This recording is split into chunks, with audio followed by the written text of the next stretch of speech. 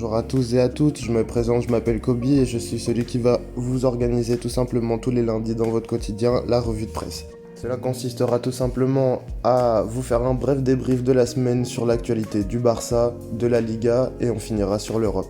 L'actualité du Barça maintenant avec le classement, égalité de points avec Séville après 3 jours. Les deux équipes se quittent dos à dos mais également égalité avec Retafe chez qui on se déplace pour notre prochain match.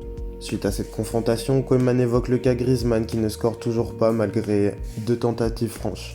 Après 1 an et 3 coachs, le Français ne semble toujours pas trouver ses marques et ne répond toujours pas aux attentes mises en lui suite à son transfert de l'Atlético Madrid.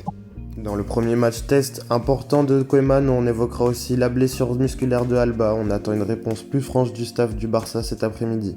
Pour ce qui est de son remplacement, on aura 3 noms, Firpo, Dest ou Conrad. Conrad qui pourrait être replacé en latéral, Dest qui peut évoluer sur les deux côtés et Firpo qui plausiblement pourrait partir du côté de l'Atalanta.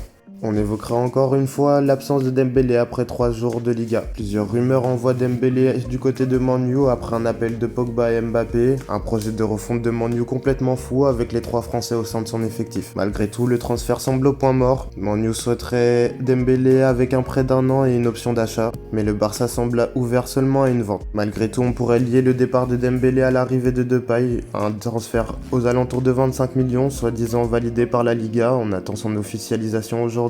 Pour clôturer le mercato du Barça, on va évoquer le cas Garcia. Au point mort, Barça semble toujours pas à la hauteur pour Manchester City qui réclame 20 millions malgré la cote du Barça aux alentours de 15 millions. Pour finir l'actualité du Barça, on va évoquer la motion de censure, 2% des votes rejetés après plus de la moitié des votes vérifiés. Bartomeu semble plus que sur le départ et pourrait démissionner avant même les votes pour la nouvelle refonte du Barça. Et maintenant l'actualité de la Liga, on va rebondir du côté de Real Madrid. Sans Carvajal et Odriozola pour le Classico la Ligue des Champions, Zidane semble dos au mur pour le poste de latéral droit. Et Eden Hazard qui se blesse de nouveau. Du côté de Madrid, on l'annonce comme le digne successeur de Bale à l'infirmerie madrilène. Après 1 an, le joueur belge ne semble toujours pas si dur les supporters, non pas par son jeu mais par ses blessures à répétition. On notera que par sa victoire, le Real prend tête du classement de la Liga avec 4 victoires consécutives. Malgré des débuts poussifs, Zidane s'en sort toujours bien.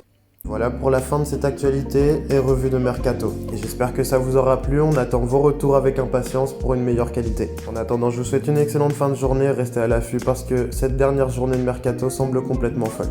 C'était Copy, bye.